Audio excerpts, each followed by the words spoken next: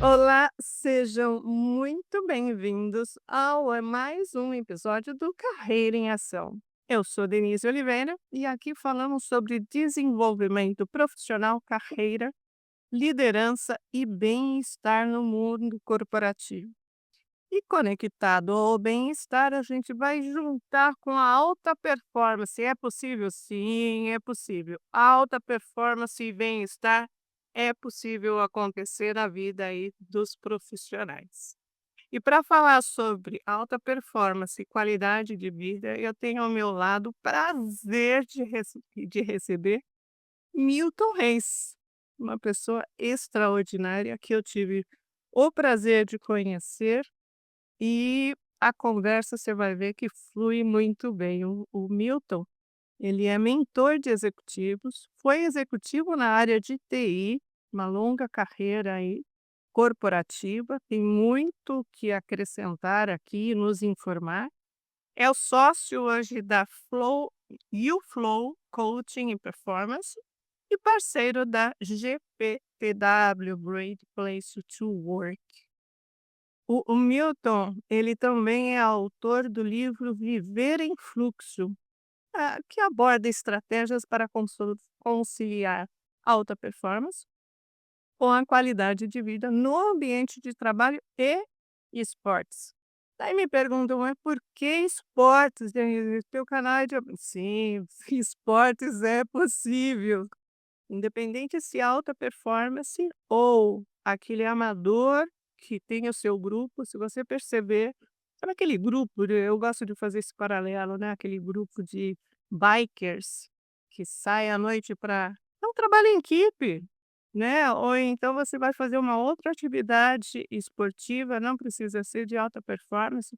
Tem aquele. Uma vez eu fui, e eu já dando spoiler, que nem terminei de apresentar o Milton, eu já vou entrando.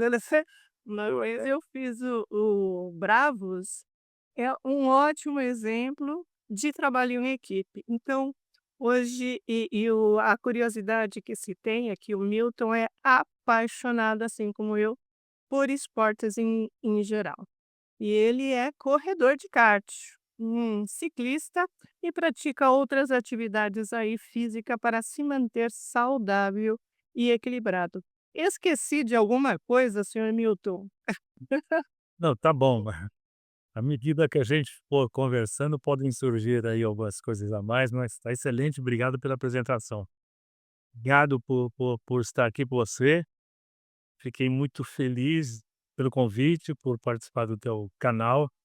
Eu acho que ele tem uma proposta incrível, né? O ambiente corporativo sempre tem exigências cada vez maiores. Então, a contribuição que você tem trazido, né? É muito importante. Eu tive a oportunidade de ver outros podcasts teus, e cada um deles agrega muito para os profissionais de uma maneira geral, e para mim realmente é um privilégio estar aqui com você. Super obrigado, Denise. Seu feedback, você sabe que vale ouro para mim, né? Vamos parar com a rasgação de seda, vamos entrar na conversa. Aqui você sabe que a gente tem uma sintonia, uma simpatia e uma admiração um pelo trabalho do outro. Milton, você construiu uma carreira sólida no mundo corporativo, assim como eu, 35 anos. Quantos anos você tem aí de mundo corporativo? Também, 30 na matéria. 35 anos. Eu acho que esses 30 e alguns anos é a virada de chave, né. E Isso. você atuou, em grandes empresas, nacional e multinacional, liderando, ultimamente, na últimas jornadas, nos últimos anos, nesse mundo corporativo, equipes comerciais na área de TI, que é uma área que exige extrema pressão, um setor super dinâmico e repleto de desafios. Bom, Exato.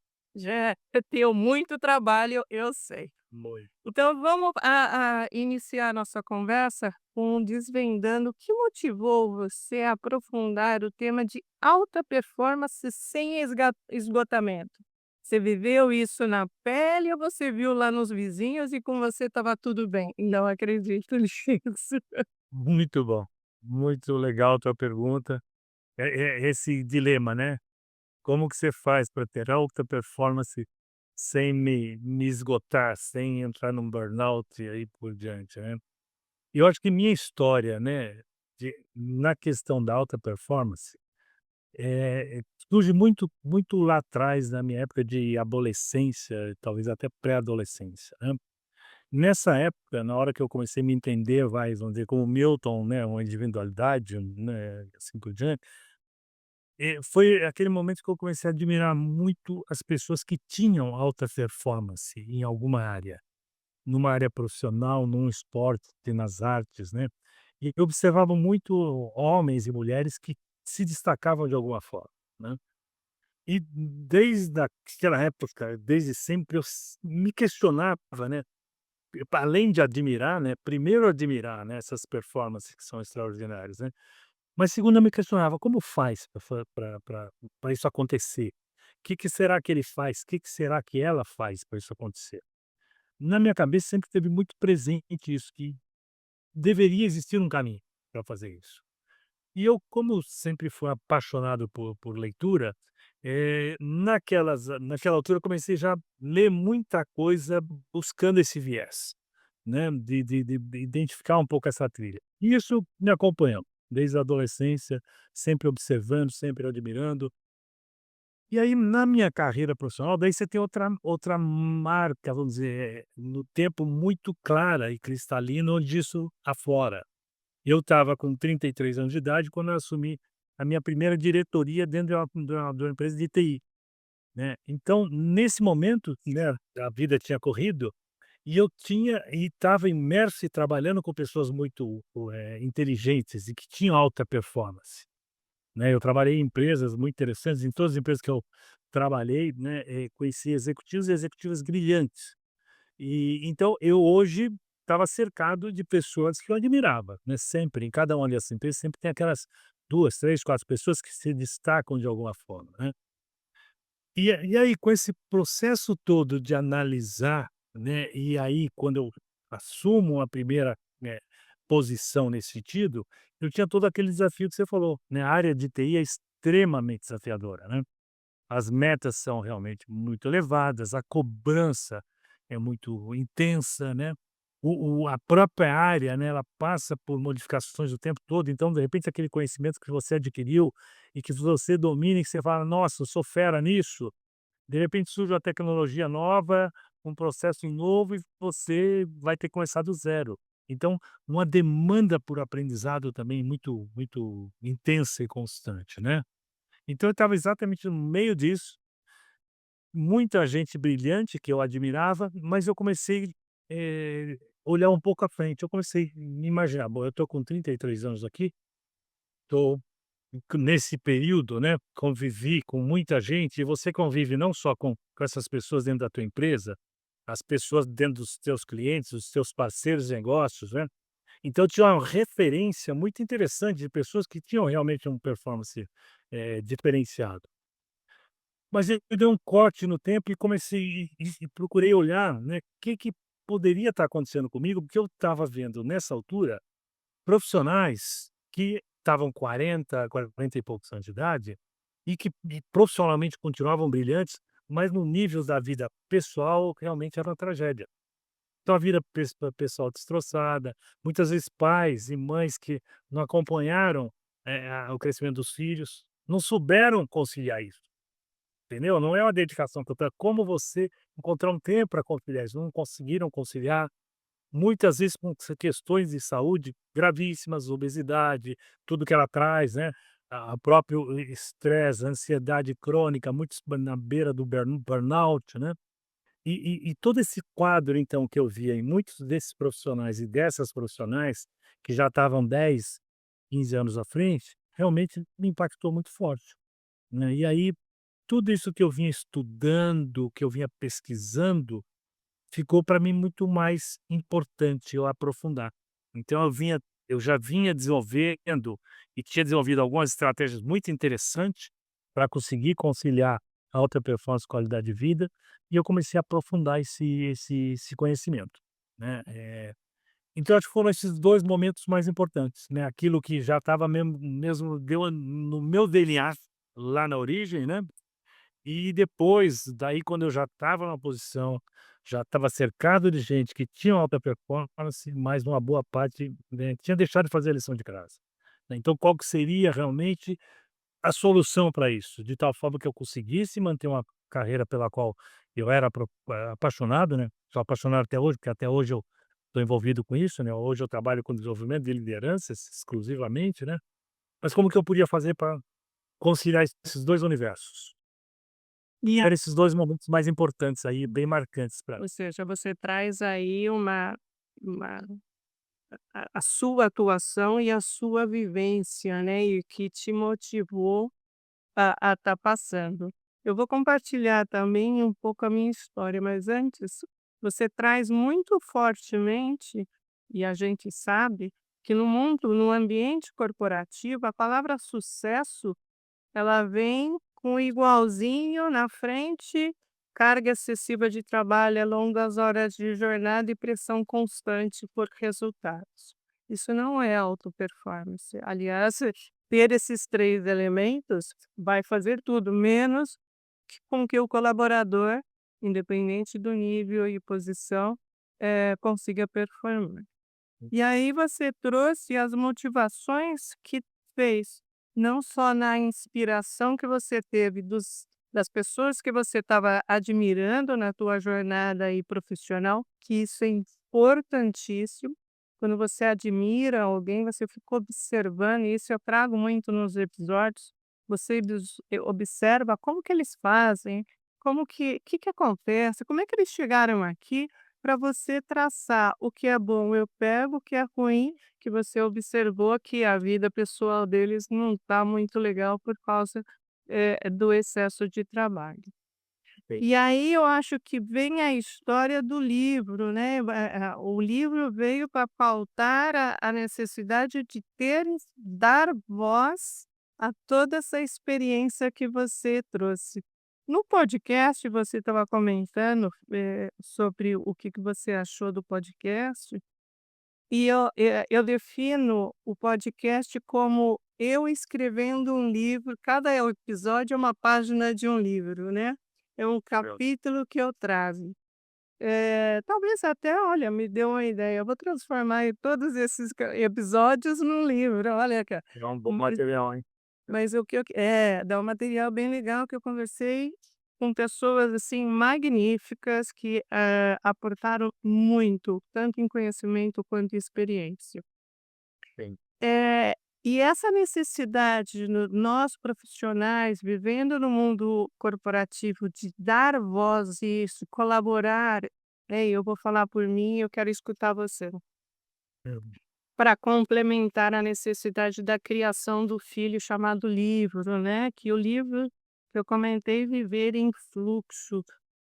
O podcast quando eu pensei, eu falei: "Eu preciso ainda que uma pessoa escute o meu programa, eu vou ter alcançado o meu objetivo", que é passar a minha experiência, o meu conhecimento, trazer pessoas que agreguem e aporte mais conhecimento e experiência, para mostrar que a realidade que o profissional primeiro para esclarecer, né, que o que ele está vivendo é o que as pessoas vivem, não é privilégio dele passar vários desafios, ter vários desafios durante o dia, diversos. Então, mostrar para ele que está tudo bem, você não é o único, é normal tudo isso acontecer e dar ferramentas aí com as nossas conversas, de uma forma que ele veja que possa servir, se ele assim considerar, e eu estou falando ele, o profissional que escuta o podcast,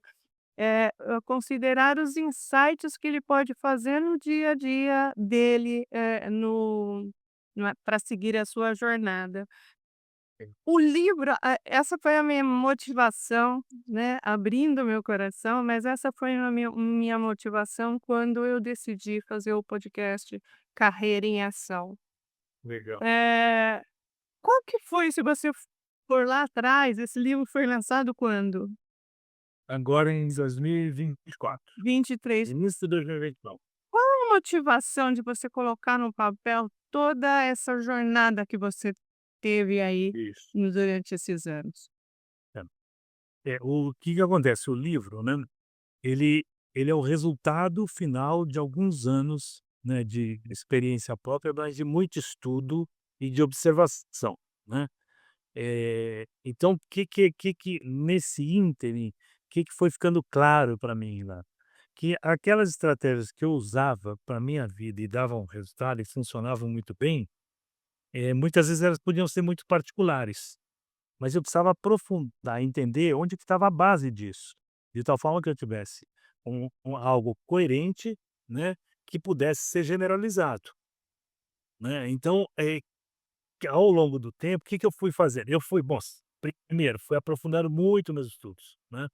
Então, eu fui buscar estudos sobre psicologia positiva. A psicologia positiva, ela traz uma perspectiva muito nova a partir do início dos anos 2000, né.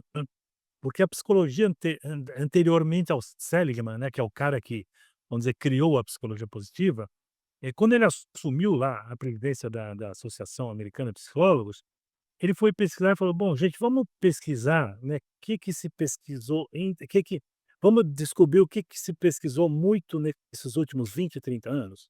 E ele descobriu que basicamente 80%, até mais, de 80% das pesquisas feitas eram em cima de estados, vamos dizer, doentios do ser humano. Então, é síndrome do pânico, ansiedade, depressão, né, todo esse universo de coisas de pessoas que estão de alguma forma em desequilíbrio. E aí ele falou: "Poxa, mas espera um pouquinho, e aquele ser humano que está em equilíbrio, né, que enfrenta os desafios normais do dia a dia que nós enfrentamos, mas ele enfrenta isso de uma maneira positiva, ativa, resiliente, e ele consegue superar isso de uma maneira com resultados melhores, com menos estresse, melhores resultados". Então a psicologia positiva foi uma abertura muito interessante, né, porque ela dá essa abertura de entender: espera, uma pessoa que tem alta performance e também no lado emocional ela está em alta performance, existem coisas específicas que ela faz? E a psicologia positiva começou a descobrir que sim, legal, tem, né. Então outra coisa que eu pesquisei muito, psicologia esportiva, né. Então, como a psicologia esportiva também te fala quais são os estados necessários para você ter alta performance. Então e fui também estudar coisas da própria literatura de autoajuda. Existe um preconceito muito grande quando você usa esse termo, e realmente existe muito lixo em autoajuda, mas você tem coisas extraordinárias na autoajuda. Coisas tão extraordinárias que ultimamente, talvez de 10, 15 anos para cá, a própria neurociência está estudando e validando muitas coisas que a autoajuda já tinha descoberto. E aí você coletando todas essas informações, você quis, eh dar voz a isso tudo através dos Exatamente, eu estava em busca de um método que funcionasse não só para mim, mas qualquer pessoa que pudesse colocar em prática. legal. Então, por exemplo, o livro, ele tem 3 grandes estruturas. Primeiro, ele tem aquilo que eu chamo os fundamentos, né. Quais são os fundamentos para você ter alta performance e conseguir conciliar isso com a qualidade de vida? Então são 4 fundamentos. Depois, quais são as habilidades que você precisa colocar em prática a partir desse fundamento? E aí um terceiro nível que é o quê? São as técnicas que você aplica. Né, então essas técnicas, né, muitas elas basicamente vieram da literatura de autoajuda, né. Então, ele tem hoje o livro, a estrutura, então o livro na verdade ele é uma cristalização de muitos anos de estudo, de pesquisa, né, muito no início muita experiência minha própria, né, depois aos poucos eu comecei a experimentar isso com clientes, e desde 2015 eu me dedico exclusivamente a esse trabalho de mentoria, né, com coaches executivos, empresários, né. Essa é a marca que você está deixando no mundo, né. Então chegou e o livro ele cristaliza esse processo todo. Agora, quando a gente fala de fluxo, a gente fala de flow. Quem é do mundo corporativo atrela isso, né. E eu vou pedir ajuda para você falar o segundo nome da pessoa, que é o Mihaly, Embora que é Mihaly Csikszentmihalyi. esse nome, ele repete, né, Mihaly Csikszentmihalyi. Mihaly Csikszentmihalyi foi quem inspirou a fundo o curso, né, o Ou, né, que é o flow, que é aquele estado eu entro muito em flow quando eu faço, né, quando eu não vejo o tempo passar, que é essa definição do flow, muito de uma forma bastante básica, né, que é aquele momento em que estamos completamente imersos, fazendo alguma atividade, e que você não vê o tempo passar e não vê o que está acontecendo, ó, se está chovendo, fazendo sol, você, deixa fluir de tão profundo que você entra. E é muito legal isso, porque quando você, entra em flow, algo sai, algo você está se dedicando para concretizar, quer seja um projeto, quer seja uma apresentação, quer seja o que você tiver nessa atividade. E no seu livro, você fala sobre o tripé da alta performance, que une conhecimento especializado técnico, energia física e autodomínio mental e emocional. Eu digo aí que o terceiro é o mais desafiador isso, para as pessoas. tudo isso. Esse tripé faz muito sentido, vou repetir, né, conhecimento especializado, ou técnico, energia física e autodomínio mental e emocional. Faz bastante sentido, porque não basta apenas adquirir conhecimento técnico, se a gente não cuida do corpo, né, ou da mente, dificilmente você vai chegar aí numa performance melhor. E profissionais exaustos, está comprovado cientificamente com experimentos, tomam piores decisões. Não adianta.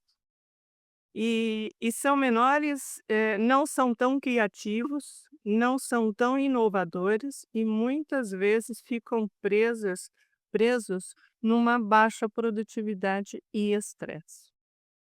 Hoje, se olharmos o número de ansiedade, estresse e burnout tem cada vez mais crescendo. Você Depois. acredita que o mercado, corporativo aí, que a gente tem bastante experiência, já está começando a entender olhar essa necessidade que ou ele ainda está preso à necessidade no sentido de, não deixar o funcionário entrar nesse nível de estresse ou de exaustão. Você acha que o mercado está já olhando com mais carinho, as empresas estão olhando com mais carinho, ou ele ainda está na cultura de trabalho até cair? Eu sou de uma cultura de comando e controle, e eu tenho a experiência de uma das empresas que eu trabalhei, onde sair 6 horas era sinal de você estar desmotivado. E então eu acho que, quem vai escutar aí, esse episódio vai se identificar. Então, assim, como assim, tá olhando o relógio, 6 horas já, né, o horário aqui é para sair de 10 em diante. Então criou-se essa cultura na empresa que entrou-se num ciclo vicioso, nada virtuoso, onde as pessoas faziam jornadas, assim, super extensivas. Acabavam entrando um pouco mais tarde, mas saíam extremamente exaustos e destruídos no dia a dia. E pior, às vezes, o projeto não precisava ser entregue no dia seguinte, não se justificava a extensão de horário. Era realmente o coletivo que estava entrando nessa seara. É. Você acha que isso tá, as empresas estão começando a mudar essa forma de olhar para a situação do mais carinho, né, com bem-estar, com qualidade de vida, etcétera? Eu acho que você ainda tem empresas com essa, vamos dizer, Pegado. cultura, né. O que eu observo é o seguinte, em relação àquele tempo lá, vamos dizer, quando eu assumi a minha primeira diretoria com 33 anos de idade, até hoje, houve uma melhoria no geral, mas eu estou fazendo análise muito específica da área de serviço, da área de TI. Na hora que você vai para outras áreas, isso já fica mais nebuloso, né. Mas eu acho que no geral vamos dizer, seria menos provável hoje você entrar numa empresa onde isso fosse uma cultura da empresa. Mas eu acho que ainda tem muita cultura de executivos ou executivas que dão esse tom. E na hora que ele dá esse tom, ele dá para toda a equipe, né. Só que isso é o que você falou, isso não é produtividade, não é alta performance. Porque se você está ficando ali 10, 12, 13 horas no teu trabalho, primeiro, você é altamente improdutiva, porque você não consegue realizar teu trabalho em 6, 7, 8 horas. Então, já é um carimbo totalmente diferenciado na minha visão. Para mim, eu acho alta performance é exatamente isso.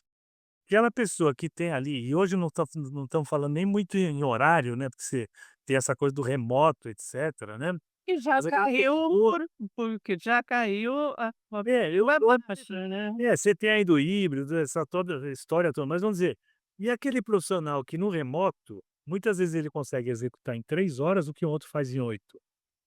Então você o quê? Você vai trancar ele dentro de casa, né, dentro da empresa: "Olha, volta todo mundo no presencial, porque esse cara tem que ficar aqui 8 horas".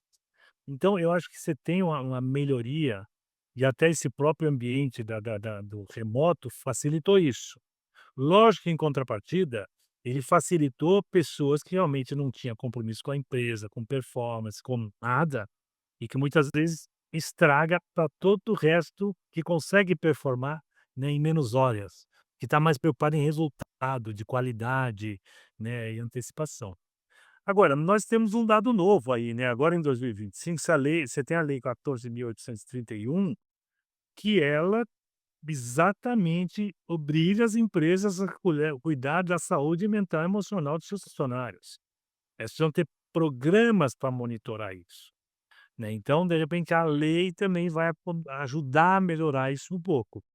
Agora, de toda forma, eu vejo muitas empresas interessantes, e eu tenho alguns clientes interessantíssimos que têm uma abordagem muito saudável de performance nesse sentido positivo que a gente está falando, né, sem estar preocupado ali em se trabalha 15 horas ou não, mas em se trabalhar produtivamente, de uma maneira feliz, de uma maneira satisfeita, né, porque o ambiente de alta performance tem que ter esse ambiente gostoso de você trabalhar, não dá para E a trabalhar. gente a gente não pode esquecer também a geração que está vindo, no ambiente corporativo, que é a geração Z aí, mais jovens, que já tem esse olhar cuidadoso quanto à qualidade de vida, quanto ao bem-estar. Então, o que gerações passadas tinha: "Eu trabalho para comprar a minha casa, eu trabalho para adquirir bens, ter conforto, etcétera", estatisticamente, um percentual muito grande da geração que está entrando no mercado de trabalho não está preocupada em adquirir a casa. Inclusive tem até, né, estão permanecendo mais tempo na casa dos pais, aí é um problema deles, né. Outra mentalidade, É outra mentalidade, principalmente focando que o ter não é tão importante, mas o ser sim. Eu quero ser uma pessoa melhor, eu quero viver de uma forma diferente. Então, essas empresas que bom que você traz como experiência, já estão mudando o drive, as que não estão ou que estão no caminho, muitas vezes são pressionadas por essa geração que está entrando e falar: "Ah, eu tenho que mudar, porque daqui a pouco, né, o ciclo a roda gira". Então pessoas mais velhas saem do ambiente corporativo para os novos entrarem, isso em qualquer profissão. Então eu acho que, essa mudança, compartilhando aí a minha opinião e agregando com o que você trouxe, eu acho que essa mudança pode ser um pouco lenta, mas ela vai sim acontecer. E é isso que me deixa bastante esperançosa nessa olhando para o futuro, né, como é que vai estar o mercado de trabalho. a geração Z, né, é uma geração realmente, que veio com uma série de coisas interessantes. Normalmente é uma geração muito inteligente, muito bem informada, né, Obrigada. mas que também traz algumas carências complicadas, né. É. Então tem sido um desafio muito forte para as empresas colocar essa geração dentro de casa, Hum. né. Então eles têm realmente preocupações bem diferenciadas, né, em relação às gerações anteriores todas, e na realidade eu acho que tem que haver um trabalho aí das lideranças em primeiro lugar, né, porque essa é a obrigação delas, de entender melhor essa geração, mas também dessa geração, né, dar um passo além, né, e perceber que também não é bem do jeito que eles estavam imaginando. É um aprendizado, é uma Exige compromisso, exige uma série de coisas, entendeu? Que são desafiantes para essa geração, mas eu acho que é um trabalho realmente dos 2 lados, dos 2 entendeu? lados, E a geração Z, com né, começarem a criar um ambiente de trabalho diferenciado. sim, com certeza. A grande mudança da geração que está chegando, que vai ter realmente que aprender, é que nas gerações passadas não tinha muita voz, era assim, pronto. Aqui é assim que funciona, você quer fica, não quer não fica. Então, dessa forma, essa troca de aprendizado para todos estarem no mesmo ambiente, isso eu acho que é enriquecedor e é uma mudança que a gente vê de uma forma que eu vejo de uma forma muito positiva e o mercado de trabalho também. Mas muitas pessoas que nos ouvem aí, que está escutando agora ou que vai escutar posteriormente, a graça do podcast aí, você pode escutar a hora que você quiser, pode estar se perguntando: "Tá ok, entendi, o conceito é bom, mas como é que eu coloco isso em prática no meu dia a dia?". No seu livro, você sugere algumas estratégias para alcançar o estado de flow, de fluxo, de uma Sim. forma sustentável. E essa palavra sustentável requer bastante atenção, que quer dizer que não é algo que você vira a chave e você vai ser outra pessoa, não. É você vai entrar num processo de mudança e tem que observar para que isso seja perene, né? Um dos pontos que você coloca é o autoconhecimento. Milton, não tem um episódio do podcast que eu não falo a importância do autoconhecimento. A audiência, os inscritos do podcast devem estar harto, mas vai aprender por osmose, porque o autoconhecimento é a chave de tudo, né? Em relação para uma construção de uma carreira reconhecida, identificando através do autoconhecimento, você é capaz de identificar aqueles pontos fortes e os pontos a desenvolver, uma série aí de ferramentas que inclusive o teu livro sugere algumas delas. E aí a gente consegue, o profissional, através do autoconhecimento, e eu incluo aí até terapias individuais ou em grupo, como queira, e que o profissional consegue reescrever a narrativa profissional de uma forma mais consistente e mais positiva. Então, ponto. Autoconhecimento você traz no seu livro. Também traz, o ensaio mental, que eu achei bárbaro isso daí. E daí eu quero peço para você trazer um pouco, e a meditação também, que são ferramentas poderosas para manter o foco e reduzir a ansiedade. Então eu queria que você falasse um pouco mais, a gente trocasse figurinhas sobre o ensaio mental, e eu não quero atropelar, porque se deixar eu vou falando já, que eu adoro essa ferramenta e a meditação, e também ver como que o mundo corporativo pode mudar o mindset de ver essas práticas não de uma forma alternativa, mas de uma forma efetiva para a construção de melhores equipes. Cada tema que você falou daria para a gente fazer um podcast. Pois eu, autoconhecimento, ensaio mental, meditação, tá dando, bem dá uma outra. Eu vou pegar esse na ordem. Vamos falar primeiro de flow, né. Eh, Esse estado de flow, de fluxo, né, já no português, eh, ele quando como você ilustrou muito bem. Na hora que você está nesse estado de fluxo, performando alguma coisa, no trabalho, num esporte, numa arte, realmente você entra nesse processo de imersão total, né, onde realmente tua performance se eleva muito, as coisas ficam muito mais fáceis, né, de acontecer, e você entra nesse processo de fluxo. Mas você tem uma visão eu tenho uma visão muito mais abrangente do fluxo, né. Então o fluxo é o quê? Por isso que meu livro é Viver em Fluxo. Não é você atuar em fluxo na hora que você está lá fazendo teu esporte ou você está lá fechando o teu projeto, entendeu? Então, para você viver em fluxo, significa que tua vida tem uma coerência toda. Então, você está em fluxo com aquele momento que você está vivendo, com o esporte que você faz, com a profissão, entendeu? Então, você entra num processo de harmonia muito maior. E a base disso tudo é o que? É o autoconhecimento. Por quê? Porque nós todos recebemos uma descrição de mundo. Até você mais ainda, né, até você normalmente chegar ali no fim de uma começar a trabalhar, vamos dizer, em algum momento da tua vida, você recebeu essa descrição dos teus pais, da escola, da sociedade, de como que você deveria ser.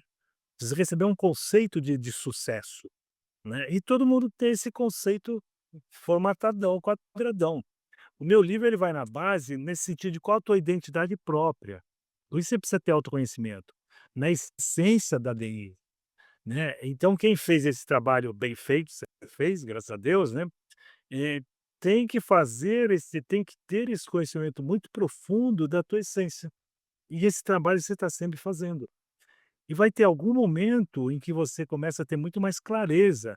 "Pô, será que eu estou na carreira correta para mim? Será que eu não estou fazendo essa carreira só porque minha família direcionou, ou porque eu achei que isso ia me dar dinheiro de monte, ou por qualquer outro motivo, né? Será que eu estou na minha essência e estou procurando ter um sucesso e inclusive ganhar grana, que é muito bom ganhar grana, etcétera, mas a partir de uma essência própria minha?" Então, quando você se conhece melhor, tua vida toda começa a estar em fluxo, né? Outra coisa super importante que você falou do ensaio mental. Ensaio mental é uma ferramenta, é aquilo que eu te falei, meu método ele é o quê? Fundamentos, habilidades, ferramentas. Então, se eu entendi o que veio antes, então eu vou aplicar a minha ferramenta. Então eu estou aplicando ensaio mental dentro de uma situação coerente. Só que o que que acontece? O ensaio mental hoje você não vai, eh, identificar nenhum atleta de elite que deixe de usar ensaio mental.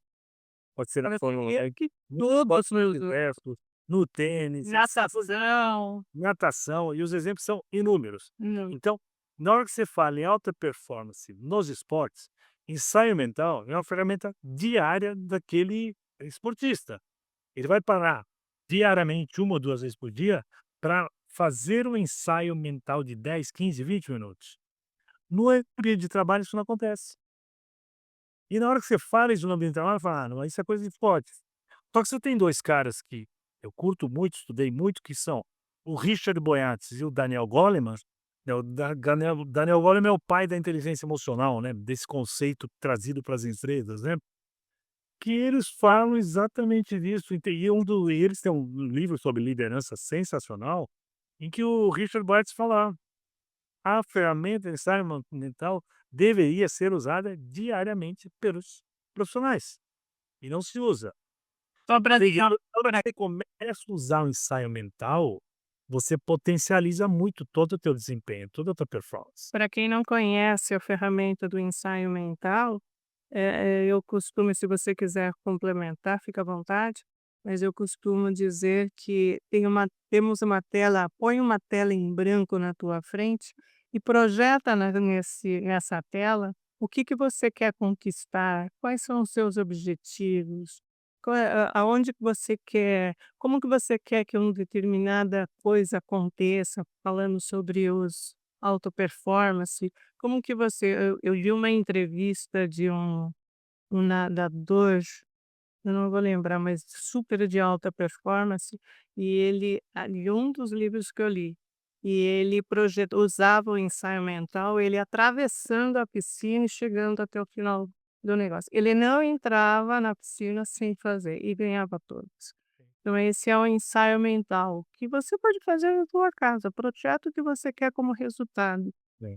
No meu livro eu falo de 2 coisas, nesse capítulo eu falo do ensaio da visualização e do ensaio mental. Então é na linha do que você falou, mas tem uma vamos dizer, um detalhezinho sutil. Então, por exemplo, vamos levar isso para o ambiente profissional, né. Então, imagina que esse ano, estamos começando o ano, e eu tenho minhas metas para o fim do ano, qualquer seja a minha atividade profissional. Então eu já tenho essas metas que eu estabeleci, que negociei com a empresa, e eu já sei: "Olha, eu estou mirando isso no final do ano realizado. A visualização desse resultado já concretizado, já aconteceu, né, eu já estou comemorando depois, isso é visualização. Só que para eu chegar nesse resultado, eu preciso ter performance, eu preciso executar uma série de habilidades ao longo do ano. Então, por exemplo, vamos dizer que uma das minhas habilidades dentro da minha atuação profissional, vamos dizer que eu conduzo muitas reuniões com o meu time, por exemplo. Então, no meu ensaio mental, posso reservar, de repente, 5, 10 minutinhos por dia, eu ensaiando, eu conduzindo uma reunião. Ela se desenrolando, eu interagindo com as pessoas interagindo comigo, entendeu? Então a visualização, eu estou visualizando o resultado final que aconteceu. O ensaio mental, eu estou treinando alguma habilidade, entendeu? Qual habilidade? Então vai depender daquilo que você vai eliminar. Você Vamos levar o lado do automobilismo, que é uma coisa que eu gosto bastante, certo? Um piloto, ele tem alguns fundamentos das pilotagens, né, então algumas coisas que ele precisa saber fazer bem, né, na hora que ele se aproxima de uma curva, como que ele faz essa tomada, né, eu posso pegar e ensaiar uma coisa que é, vamos dizer, tomada de curva, entendeu? Como que eu faço uma curva? Então eu ensaio aquilo mentalmente. Eu vou para a pista e faço aquilo, depois de que eu fui para a pista eu volto e faço: "Puta, como que eu posso melhorar aquela curva?". Então eu faço um ajuste mental. Eu posso, por exemplo, eu tenho largadas, a largada é um momento fundamental de uma corrida. Eu posso fazer um ensaio mental de largadas, entendeu? Então, da mesma forma que eu faço no esporte, eu vou fazer na minha atividade, entende? Qualquer que ela seja. Ah, eu sou um consultor de negócios. Eu tenho uma série de coisas que eu faço, né, dentro daquele sistema que eu dou consultoria, né? Quais as atividades cruciais que eu faço? Ah, eu já faço isso muito bem. Isso aqui eu preciso melhorar. Como que eu faço isso? Como que eu ensaio a execução disso no meu dia a dia, na hora que eu estou numa reunião, por exemplo, com um cliente, interagindo com ele e resolvendo esse problema. Então, o ensaio mental ele é muito amplo, né? Cada uhum. pessoa vai ter que identificar dentro da sua atividade, né, aquela habilidade que ela está querendo melhorar. E tem Então, os dois hoje são muito poderosos. Eu usar a visualização todo dia e eu usar o ensaio mental todo dia. Você tem que se jogar aí, reservar uns 15, 20 minutinhos por dia para fazer os 2. Eu gosto de fazer o seguinte, eu gosto de começar esses 5 minutos visualizando o resultado final, porque isso vai trabalhar a tua motivação, vai trabalhar uma série de coisas que vão te dar mais força para você fazer o ensaio mental. Então eu começo com 5 minutinhos, vamos dizer, de visualização do resultado final e vou para o ensaio de alguma habilidade. Então, olha aí, a gente já falou do autoconhecimento, já falamos do ensaio mental, que se divide entre visualização e ensaio mental, dentro do ponto de vista e do livro do Milton. E temos aí o último ponto que você aborda, que é a meditação. Então você comenta que você tira uns 10 minutinhos para fazer a visualização, né, a visualização que você eu sugiro que a pessoa tire uns 10, 15 minutinhos também para fazer a meditação. E as Sim. pessoas têm uma crença, Milton, de que a meditação tem que estar com a perninha cruzada num ambiente super escuro, sem ninguém falando e com a música, né, totalmente zen, para conseguir meditar e assim vai conseguir. Só que não, né, Não é a presente. não necessariamente. Tudo vai depender do treino e da prática que você tem para você alcançar aí, eh eh alcançar o objetivo dos efeitos positivos que a meditação te dá. No início, a meditação é bem desafiador, porque os macaquinhos dos pensamentos ficam pulando toda hora, eles nunca param. Mas existe uma fala muito poderosa: "O mundo não para você meditar". Então, os boletos continuam chegando, as preocupações você vai continuar tendo, o que a pessoa que está iniciando e quer utilizar essa prática para mudar aí, para começar a entrar na auto-performance, é ter a consciência que a prática e a insistência desse estado é bastante positivo. O que que você acha? Sim. É uma prática fundamental, né, e é importante a gente, definir um pouco o que que a gente está falando de meditação, né, porque você tem vários conceitos e cada pessoa entende esse tema de uma maneira De diferente. uma maneira diferente. Eu estou falando primeiro de uma coisa que é totalmente não religiosa, apesar do que ela ter se inspirado nas religiões de uma maneira geral, certo? Mas a gente está fazendo uma meditação, exatamente alguma técnica para você aumentar o teu estado de presença, de estar aqui e agora. Porque a maior parte do tempo a gente está envolvido, como você falou, nossos pensamentos, nossos macaquinhos, e eles estão muito ou no passado ou muito no futuro. Se você tem uma personalidade um pouco mais deprimida, vamos dizer assim, você se envolve mais com pensamentos passados. Se você é uma pessoa mais ansiosa, você está mais focada no futuro. Mas de todo jeito, tua mente está mil. Então existem algumas técnicas exatamente para você parar alguns minutos por dia em silêncio e procurar deixar teus pensamentos correrem solto, mas eles vão se acalmando. Você usa alguma técnica, pode ser a respiração, pode ser um mantra, que consegue diminuir um pouco esse estado de repetição mental, né? E te dá um estado de maior serenidade. Você nunca vai ter a mente totalmente parada, mas o resultado não vem disso. O resultado vem muito mais você parar e ficar ali em silêncio um pouco. Né? Você é uma boa prática, de repente, você estar sentada, você pode estar sentada, né, em posição de meditação, de yoga, até pode, mas pode sentar numa cadeira, é importante você estar com a cabeça, vamos dizer, sem recostar, porque senão você pode, né, de repente, Uhum. dormir, Oba. entender que aquilo é um relaxamento e tal, mas simplesmente ali, fechar seus olhos e ficar alguns minutos em silêncio. Tem algumas técnicas, entende? No livro eu falo um pouco disso, e eu estou em vias de lançar um outro livro especificamente só sobre meditação. Que legal, Daí eu que vou legal. falar de uma técnica específica de meditação, que se chama Flow Meditation, tá, então tem o nome de fluxo também. Mas a meditação agora, por exemplo, tem pessoas que não se identificam muito com essa prática de você parar em silêncio, fechar os olhos e ficar ali. Uma excelente prática de meditação é a caminhada. Pode ser uma tremenda técnica de meditação. Você tem um monge, coreano, o Thich Nhat Hanh, que ele tem uma técnica exatamente de meditação caminhando. A única coisa que você precisa fazer é o seguinte: primeiro, encontre um lugar para você caminhar, seguro, né, e muitas vezes São Paulo é meio complicado em alguns lugares pra você caminhar. Mas se você tem um lugar sossegado para caminhar, uma praça, de repente um parque, ou se próximo da tua casa é muito seguro, ou se você tem um condomínio que tem um espaço para caminhada, você fazer uma caminhada tranquila, serena, consciente, é é uma excelente técnica de meditação, em que eu vou estar prestando atenção só no meu corpo, na minha respiração, nos sons, no entorno, e isso é um processo meditativo, Mano, entende? você Se você faz intencionalmente, entende? Então, muitas vezes, para a pessoa muito ansiosa, eu recomendo a caminhada do Thich Nhat Hanh, entendeu?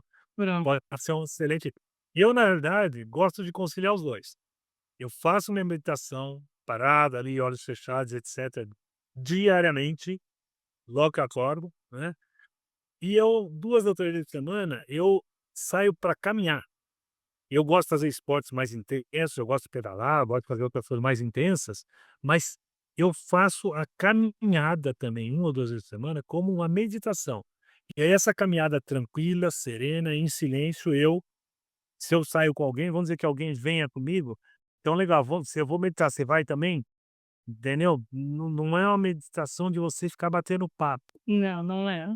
É uma prática excelente você encaixar também 1 ou 2 vezes por semana a caminhada como prática de meditação. O importante, nisso e fica claro, é que a pessoa encontre a forma ideal que mais se adeque, que mais se ajuste ao perfil dela, mas que não mas que pare com as justificativas do "isso não é para mim". Então, o Milton trouxe não somente a meditação com a respiração, né, num ambiente tranquilo, mas também a caminhada pode ser uma presença no momento que você esteja fazendo a caminhada. E tem outras formas para você. Você tem outras, você, por exemplo, acha o Hatha Yoga, é uma prática de meditação excelente, em que o foco do Hatha Yoga é o corpo, é você prestar atenção no teu corpo, na tua respiração, na hora que você está fazendo aquelas posturas, né. O Tai Chi. O Tai Chi, ele é uma forma de meditação. Lá na origem, né, e onde se pratica o Tai Chi de uma maneira correta, ele é uma prática meditativa, não é uma prática física. O físico é só o caminho, o meio que você usa. E os E cria as práticas de meditação te ajudam muito no teu autoconhecimento. e ajuda olha, eu tenho uma lista imensa com a prática da meditação, com os vários formatos aí que sugerido, alguns deles sugeridos pelo Wilton, que a gente conversou aqui, mas os benefícios que, se tem quando praticado de uma forma consistente, Sim, é a melhora no foco, diminui a ansiedade, sim. aumenta o poder de concentração, eh, Criatividade, criatividade, rel e os efeitos físicos, melhora o teu sistema imunológico, tota então você vai adoecer menos, você tem os benefícios são extraordinários. olha, a gente deu aqui 5 ou 6 pontos, só esses já poderia convencer aí a audiência, Justifica, né. já justifica para começar a buscar os melhores caminhos aí de prática. E tirar essa crença de isso não é para mim, ou eu sou muito eu escuto muita gente: "Não, não, não, eu sou muito agitado", justamente porque você é agitado, você tem que Você mais manter. precisa. É quem mais precisa, exatamente. Exatamente. É tudo uma questão de forma de ver. O papo tá bom, já estamos indo para quase 1 hora, olha como é que tá isso. É, E ai meu Deus, e antes que derrubem a gente, é. eu vou convidar você, Milton, antes de finalizar, eu convido, a pessoa que está comigo para dar uma dica. A gente dá na conversa um monte de dica, mas eu peço uma dica especial, pode ser um livro, uma série, uma frase, o que você trouxer pra gente, e eu vou trazer já não, eu falo lá depois da vinheta. Então vamos, pessoal, a dica do dia.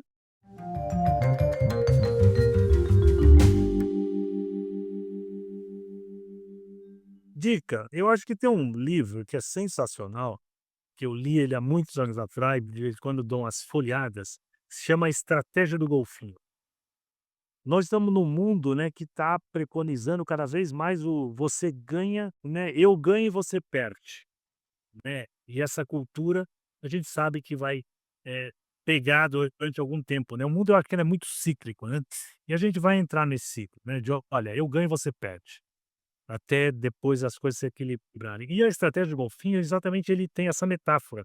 Ele tem a metáfora que você está num tanque, você tem o golfinho, o tubarão e as carpas, né. E qual a diferença do golfinho, do tubarão e da carpa? O tubarão é aquilo, né, eu faço o que for possível para vencer e os outros que tratem de perder.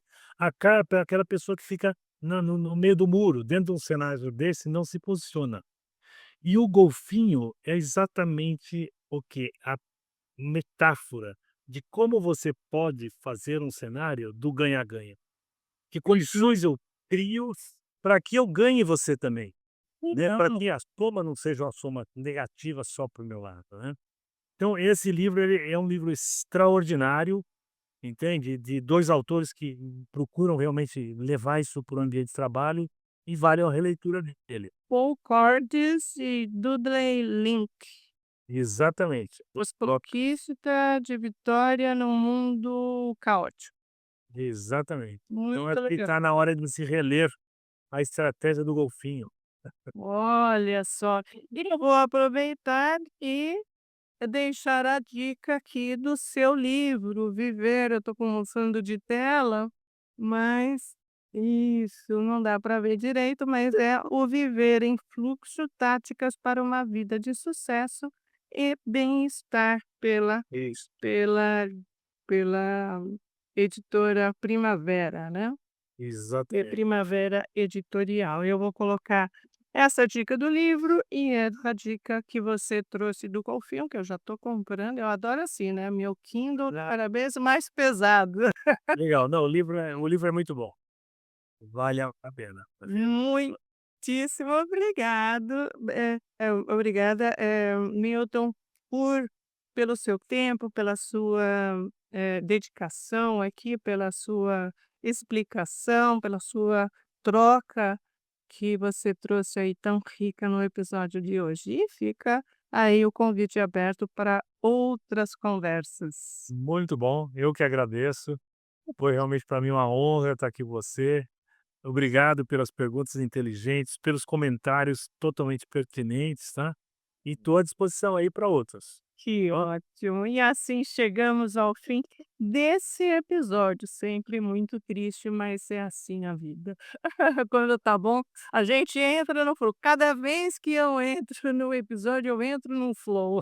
Tá aí explicado. Muito Espero que essa nossa conversa tenha gerado insights e feito você refletir sobre o tema, porque é esse o objetivo do podcast. Se você gostou, não deixe de compartilhar com seus amigos e ativar o sininho para não perder nenhum episódio aí divulgado.